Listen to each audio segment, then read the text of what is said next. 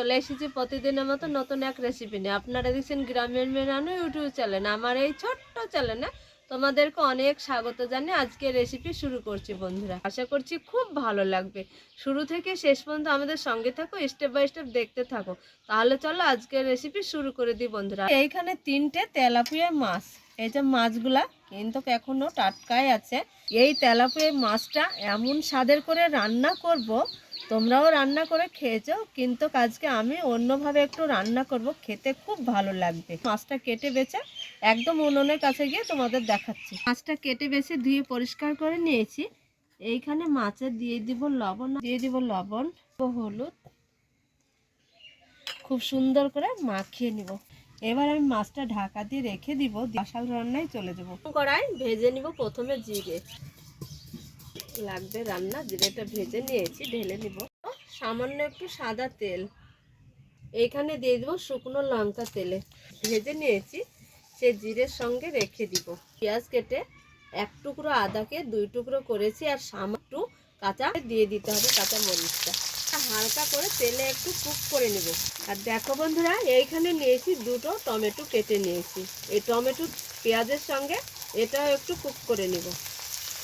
তো এটা দেখো খুব সুন্দরভাবে কুক করে নিয়েছি। এবার একটা বাটিতে তুলে নেব। গরম করে নিয়েছি, এইখানে জিরে ফোড়ন দিয়ে দিব, কোচানো পেঁয়াজ। মশলা রেডি করবো, শিলনোড়ায় মশলাটা বেটে নিব।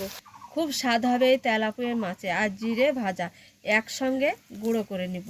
দেখো জিরে আর শুকনো লঙ্কা খুব মিহি করে একদম গুঁড়ো করে নিতে হবে। গুঁড়ো করে নিয়েছি, এবার একটা বাটিতে তুলে নিব। একসঙ্গে কুক করে নিয়েছি, এটা আমি বেটে নেব শিলনোড়ায়। তোমরাও তো বন্ধুরা, এই মশলাটা আমি বেটে নিব। এই মশলাটা হচ্ছে আসল স্বাদ আনবে বন্ধুরা। এবার তুলে নিব, রান্নায় এবার চলে যাব বন্ধুরা। মশলা বাড়তে বাড়তে পেঁয়াজটাও খুব সুন্দর করে ভেজে নিয়েছি। দেখো এইবার যে বাটা একটা মশলা রেডি করেছি শিলনোড়ায় বেটে, এই মশলাটা দিয়ে দিব। একটু জল দিয়ে দিব, দিয়ে দিব একটা তেজপাতা, সম্বারা বাটা দিব, জিরে বাটা, পরিমাণ মতো হলুদ। খুব ভালো করে কষিয়ে নিতে হবে, যেহেতু কাঁচা গন্ধ থাকলে ভালো লাগবে না বন্ধুরা। যখন না একটা সেন্ট আসবে, সুগন্ধ, ততক্ষণ মশলাটা কষিয়ে নিতে হবে। মশলাটা খুব সুন্দরভাবে কষিয়ে নিয়েছি। এইখানে স্বাদ অনুসারে লবণ দিয়ে দিব। মশলা কষিয়ে নিব, খুব ভালোভাবে কষিয়ে নিয়েছি।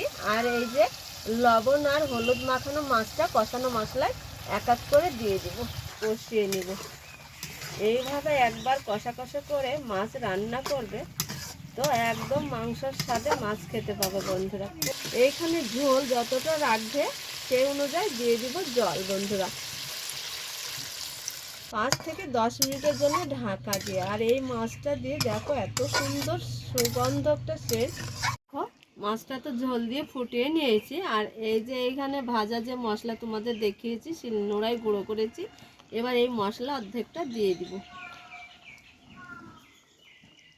দিয়েছি। এবার আমি ঢাকা দিয়ে চুলায় রেখে দিব 5 মিনিটের জন্য, তারপর তোমাদের নামিয়ে দেখাচ্ছি বন্ধুরা। আজকে তেলাপিয়ার মাছের রেসিপি দেখো কত লোভনীয়, দারুণ স্বাদের। কিভাবে রান্না করলাম নিশ্চয়ই তোমরা আশা করছি বুঝতে পেরেছো ভিডিও দেখে। বন্ধুরা, ভিডিওটা স্কিপ না করে পুরো ভিডিও দেখতে থাকবে, আর এইভাবে একটু রান্না করে খেয়ে তবে আমাকে কমেন্টে জানাবে যে রেসিপিটা তোমাদের কেমন লেগেছে বন্ধুরা। দেখো কতটা লোভনীয়। যারাও এই মাছটা খেতে পছন্দ করে না, মাংস রেখে এই তেলাপিয়া মাছ এইভাবে রান্না করলে সবাই কিন্তু আঙুল চেটে পুটে 1 থালা ভাত খেয়ে নেবে বন্ধুরা। বন্ধুরা দেখো, আর কি সুন্দর একটা ঘরোয়া মশলার সেন্ট ও সুগন্ধ বন্ধুরা। 1 থালা ভাত কিন্তু প্রথম পাতেই সবাই চেটে পুটে খেয়ে নেবে বন্ধুরা। তো বন্ধুরা, আজকের রেসিপি তোমাদের কেমন লেগেছে? যদি ভালো লাগে অবশ্যই একটা লাইক কমেন্ট শেয়ার করে চ্যানেলটা সাবস্ক্রাইব করে পুরো ভিডিও দেখতে থাকবে। রেসিপি এইখানে শেষ করছি। তোমরা যেখানেই থাকো ভালো থাকো, সুস্থ থাকো। তোমাদের টাটা।